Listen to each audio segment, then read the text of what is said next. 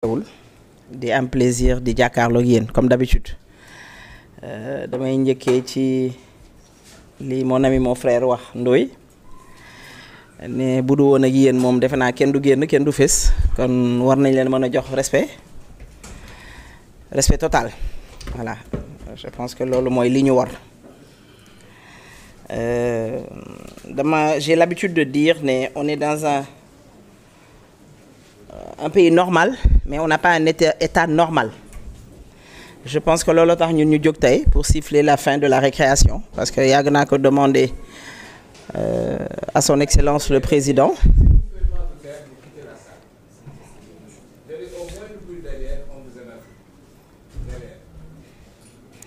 Comme j'ai toujours demandé sur les plateaux ci médias yi que son excellence le président de la République siffle la fin de la récréation mais du moment que defu ko nag ñu taxawal plateforme bi pour mën ko siffler parce que li fi xew bëri na ëpp na li ñuy wax njëkki ci jigéen yi en fait parce que je vois un état boo xam ne bëggul jigéen bëgguñu ñun jigéen yi on le voit ci seen nomination yi ñi ngi koy gis ci seen gouvernement bi amul benn jigéen ñi ngi masawu Dieynaba bi jëkkëram dóor Kolda Tamba je pense ñu jël tëj ko moom parce que même bu tooñoon jëkkëram sax attends c'est interdit de taper une femme un homme sax waroo ko dóor asama jigéen et moom la ñu jël emprisonné ko même bu tooñoon jëkkëram amul pour droit dóor ko léegi suñ ko tëjee moom kon on montre aux hommes taper les femmes def leen lu leen neex du mujj fenn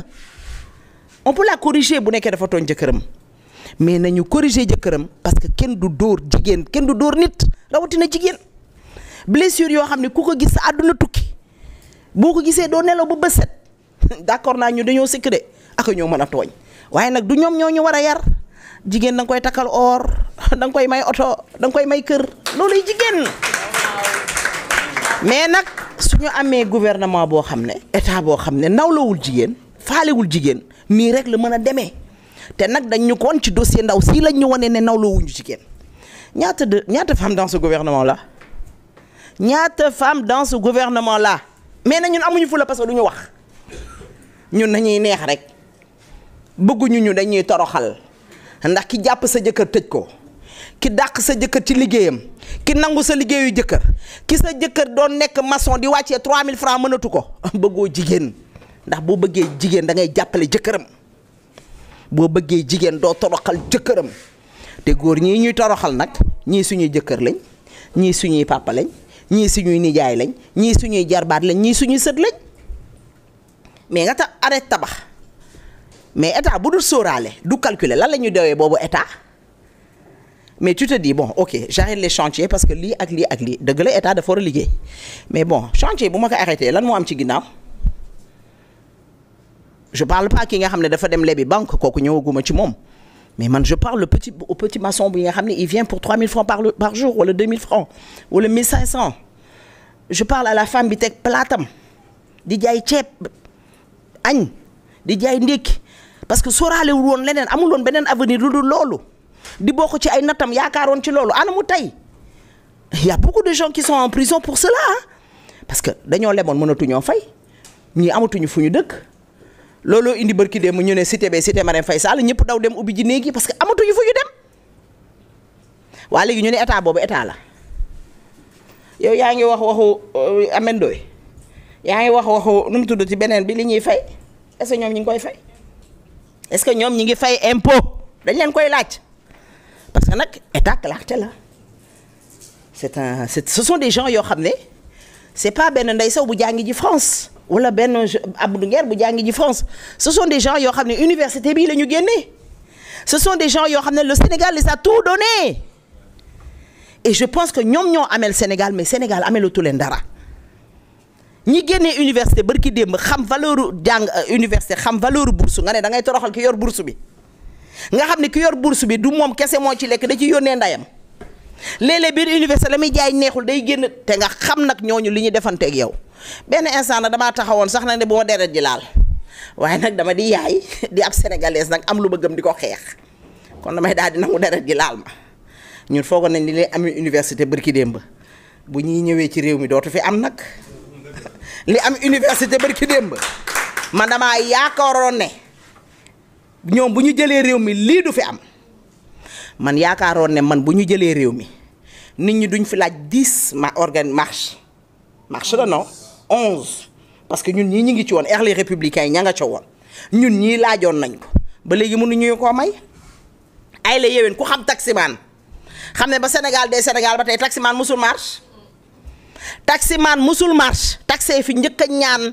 autorisation pour marche keroog maa jël chauffeur taxi bi yóbbu ko ci télé Maam Góor pour mu def fa émission mu ne ma soxna si ñun 300000 la ñu cotiser pour jox ko ki fi nekk tey pour mu nekk ci réew mi 300000 tey ñu ñuy toroxal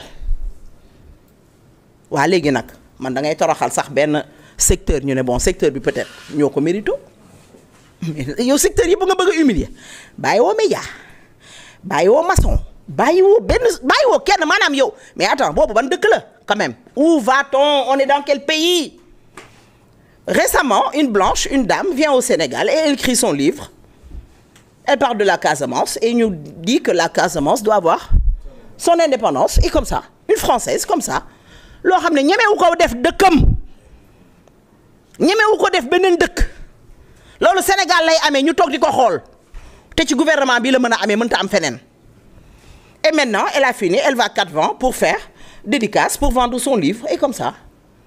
ñu toog nag ba jaan dem ñu topp di ci watat ñu toog ba mu neex leen ñu ne léegi livre bi interdit nañ ko waa léegi bu ko yóbboo France waaw non te wax jee tax ku mel ne Cheikh Yérim Seck ku mel ne keneen ak keneen moo tax ñu interdire ko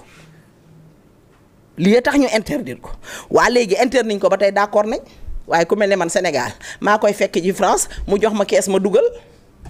parce que ñi ko may pour mu bind ko ñi ngi fii bu neexu woon état du ko bind xalaata bind su ko gisul woon ci seen bët du ko bind xalaatu ko loolu Sénégal la am gouvernement yàgg na jël réew gouvernement yàgg na fi nekk état nit ñi di am lu leen naqari loolu c'est normal parce que rien n'est parfait au fait mais avec ce gouvernement là avec état bi les gens souffrent et en 6 mois en 7 mois les gens souffrent en 1 mois les gens ont souffert 2 mois ñu ne peut-être expérience ñëwaguñu 3 mois tu sors ngay kii opposition bi ne leen ay tapet ngeen ay góor yu taxaw ngeen a tapet leen mais góor ñi dañuy génn nag wane ne woddowuñu sar nag mais nag quand même en 3 mois nga tiim ay góor nga ne leen doo leen ay góor ay tapet ngeen ay jigéen ngeen ah non góor ñooñu dañuy génn wala ni ñun wodduwuñu ñun ay góor yàlla lañ te nag lu mel nii nag day jëm ci kanam de non lii day avancer lii kenn mënu koo téye parce que ñi am lu leen naqari dafa bëri ñi am déception dafa bëri man mënu ma nekk état nekk kilifa yor poste de responsabilité ma taxaw devant 15000 personnes ah non ma ne leen man dama leen doon fen li ma leen doon wax dara du ci dëgg mais attends y a un problème là ak loo bëgg-bëgg nit ki muy sa baay muy sa jëkkër attends tu te dis que y a un problème est-ce que kii laalut ku mu war a laal ku mu war a laal moi je mens au fait j'ai menti j'ai triché bi gën a dee j'ai menti j'ai dit que j'étais malade mais j'étais pas malade mais il y a benn groupe fekk benn tata ubbi ko parce que on les a dit que je suis mourant te génne wuñ ma ñu dem taal tata bi dugal ci cocktail molotov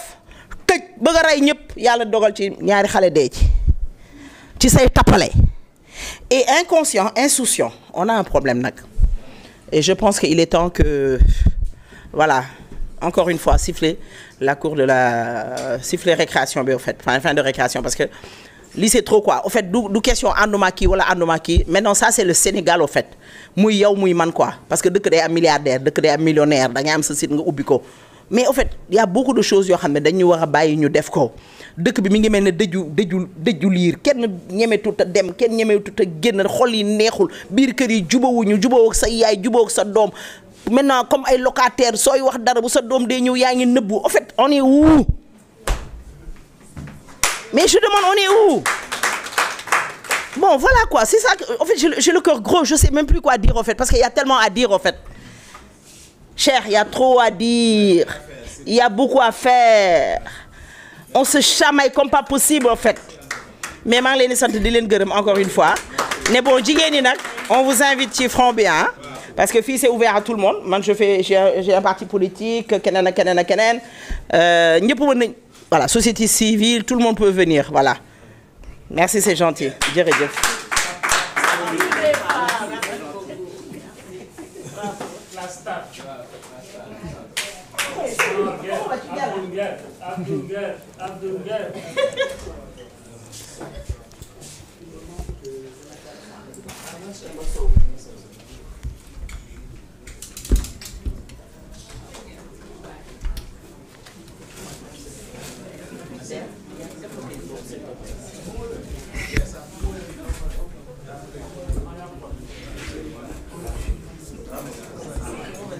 Attestation bi anam